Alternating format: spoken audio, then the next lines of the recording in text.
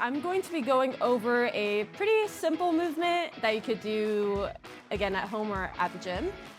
So it's going to be a glute bridge. So I'm gonna lay on my back here. So you wanna find the right angle where your feet should be. I like to bring my heels to my fingertips, and I'm at a shoulder width right now with my heels. Some people might need to walk their legs farther forward. The goal with your foot placement is to be not too far forward with your feet. If your feet are too far forward, you're gonna get more hamstrings.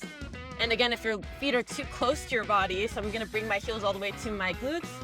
And then you can see my knees are almost over my ankles.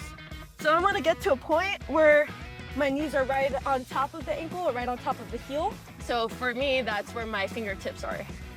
From here, I'm gonna press my ribs down, tucking the pelvis. And I'm gonna start by digging my heels and keeping my toes flat into the floor. And at the same time, I'm gonna start to squeeze my glutes. So right now, before I even start the movement, I already feel pressure and my glutes turning on. So I'm gonna dig even harder through the floor with my heels, and I'm gonna squeeze my glutes up. You can see my ribs are still down, so I'm not going into this.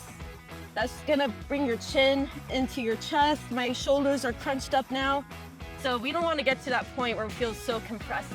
So I'm gonna start ribs down, digging my heels into the floor and squeezing the glutes, and then getting a nice contraction at the top. And then from here, I'm gonna tap the floor before I drive back up again. You can play around with your reps here. You can do a little hold for 30 seconds, go into some pulses where you just hold the tension at the top. Then you can go into some full reps. So you can mess around with it. You could also make it harder by adding some weight on your pelvis. So I have a dumbbell here. You can use a ball, a barbell, but I'm just gonna hold my hands in front of the dumbbell here and roll it forward.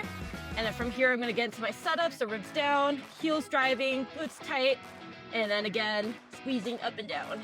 And just make sure you're breathing throughout your reps. Try to keep holding that pressure into your heels and your glutes. And then that's your glute bridge. You can mess around by putting your legs up on a wall, or if you have a bench, or if you're in your room, you can put your feet up on your bed, and then you can go to a glute bridge where you have more range of motion, and that's also another way to make the exercise harder. So that is your guys' glute bridge, and a few variations you can do with that.